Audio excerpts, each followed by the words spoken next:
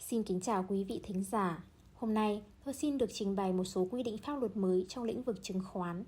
Đó là các quy định mới về đăng ký và hủy tư cách công ty đại chúng.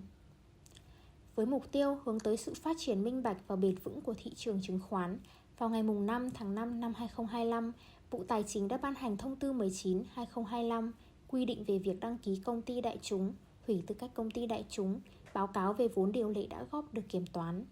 Thông tư 19 hướng dẫn chi tiết một số điều của luật chứng khoán, đồng thời thay thế một số điều khoản của Thông tư 118/2020 của Bộ Tài chính hướng dẫn một số nội dung về chào bán, phát hành chứng khoán, chào mua công khai, mua lại cổ phiếu, đăng ký công ty đại chúng và hủy tư cách công ty đại chúng. Sau đây, tôi xin được trình bày một số nội dung nổi bật của Thông tư 19. Thứ nhất, Thông tư 19 quy định chi tiết việc lập báo cáo về vốn điều lệ đã góp được kiểm toán. Đây là một tài liệu quan trọng trong hồ sơ đăng ký công ty đại chúng. Theo đó, việc lập báo cáo về vốn điều lệ đã góp được kiểm toán phải đáp ứng đủ 4 điều kiện sau.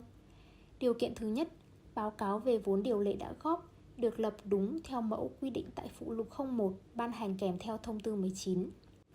Điều kiện thứ hai, thời kỳ lập báo cáo về vốn điều lệ đã góp tối thiểu là 10 năm tính đến thời điểm đăng ký công ty đại chúng. Tuy nhiên, Thông tư 19 có quy định 2 trường hợp ngoại lệ như sau. Trường hợp 1, tổ chức đăng ký công ty đại chúng có thời gian hoạt động dưới 10 năm thì thời kỳ lập báo cáo về vốn điều lệ đã góp được tính từ thời điểm thành lập. Trường hợp 2, công ty cổ phần được cổ phần hóa từ doanh nghiệp nhà nước có thời gian hoạt động ít hơn 10 năm thì thời kỳ lập báo cáo về vốn điều lệ đã góp được tính từ thời điểm được cấp giấy chứng nhận đăng ký doanh nghiệp công ty cổ phần lần đầu. Điều kiện thứ ba của việc lập báo cáo về vốn điều lệ đã góp, đó là việc kiểm toán báo cáo về vốn điều lệ đã góp phải được thực hiện theo đúng các quy định pháp luật hiện hành nhằm đưa ra ý kiến về tính trung thực, hợp lý của chỉ tiêu vốn góp của chủ sở hữu. Điều kiện cuối cùng, ý kiến kiểm toán đối với báo cáo về vốn điều lệ đã góp phải là ý kiến kiểm toán chấp nhận toàn phần. Trường hợp ý kiến kiểm toán là ý kiến chấp nhận toàn phần, có nêu vấn đề nhấn mạnh, vấn đề khác thì tổ chức đăng ký công ty đại chúng phải giải trình và có xác nhận của tổ chức kiểm toán độc lập.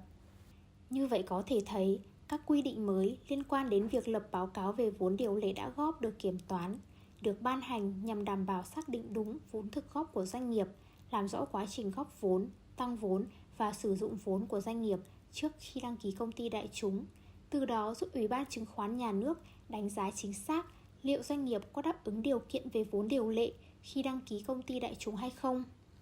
Ngoài ra, báo cáo về vốn điều lệ đã góp được kiểm toán cũng được áp dụng đối với hồ sơ đăng ký chào bán cổ phiếu lần đầu ra công chúng.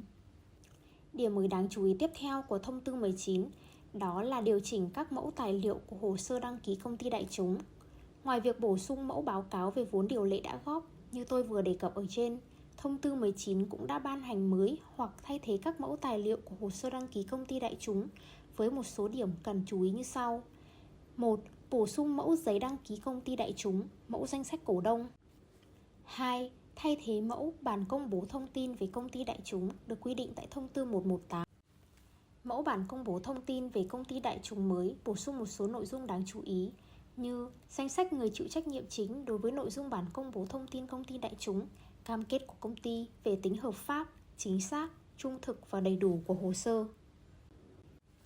Thứ ba, Thông tư 19 bổ sung quy định chi tiết về việc Ủy ban Chứng khoán Nhà nước chủ động xem xét hủy tư cách công ty đại chúng.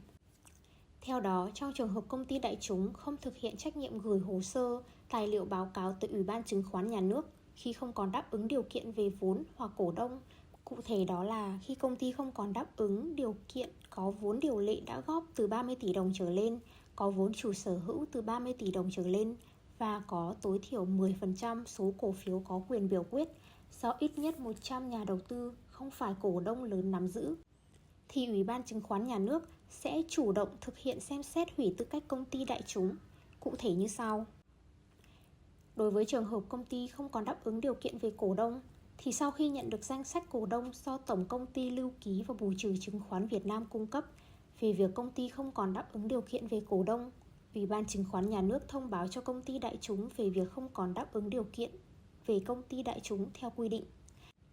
Sau 1 năm kể từ ngày công ty không đáp ứng điều kiện về cổ đông, mà công ty vẫn không đáp ứng điều kiện công ty đại chúng theo danh sách cổ đông do Tổng Công ty Lưu ký và Bù trừ Chứng khoán Việt Nam cung cấp.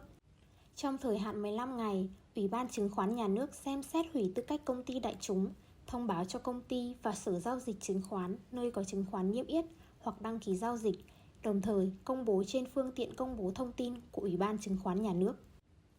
Đối với trường hợp công ty không còn đáp ứng điều kiện về vốn, thì căn cứ vào báo cáo tài chính được kiểm toán năm gần nhất của công ty đại chúng, trường hợp công ty không còn đáp ứng điều kiện về vốn, Ủy ban Chứng khoán Nhà nước thông báo cho công ty đại chúng về việc không còn đáp ứng điều kiện về công ty đại chúng theo quy định. Sau 1 năm, kể từ ngày công ty không đáp ứng điều kiện về vốn, căn cứ báo cáo tài chính năm gần nhất được kiểm toán của công ty mà công ty vẫn không đáp ứng điều kiện về vốn của công ty đại chúng, thì trong thời hạn 15 ngày, Ủy ban Chứng khoán Nhà nước xem xét việc hủy tư cách công ty đại chúng, thông báo cho công ty và Sở Giao dịch Chứng khoán nơi có chứng khoán niêm yết hoặc đăng ký giao dịch, đồng thời công bố trên phương tiện công bố thông tin của Ủy ban Chứng khoán Nhà nước. Ngoài ra, cần lưu ý thông tư 19 cũng bổ sung chi tiết các quy định về trách nhiệm của Ủy ban Chứng khoán Nhà nước trong việc hủy tư cách công ty đại chúng trong trường hợp công ty đại chúng 1. Không thực hiện công bố thông tin trong 2 năm liên tục về báo cáo tài chính năm được kiểm toán. 2. Không thực hiện công bố thông tin trong 2 năm liên tục về nghị quyết Đại hội đồng cổ đông thường niên. 3. Không tuân thủ quy định về việc đăng ký cổ phiếu tại Tổng Công ty Lưu ký và Bù trừ Chứng khoán Việt Nam, không thực hiện niêm yết hoặc đăng ký giao dịch cổ phiếu trên hệ thống giao dịch chứng khoán. Thưa quý thính giả, có thể thấy thông tư 19 được ban hành nhằm hoàn thiện các quy định pháp luật liên quan tới hoạt động đăng ký và hủy tư cách công ty đại chúng trong bối cảnh luật chứng khoán vừa được sửa đổi bổ sung vào cuối năm 2024, góp phần tăng cường sự giám sát của nhà nước và tăng tính trách nhiệm của các doanh nghiệp trong hoạt động trên thị trường chứng khoán. Ngoài các nội dung như tôi vừa đề cập ở trên, thông tư 19 còn có các quy định về trình tự, thủ tục đăng ký công ty đại chúng, hồ sơ đăng ký công ty đại chúng hình thành sau chia, tách, hợp nhất doanh nghiệp.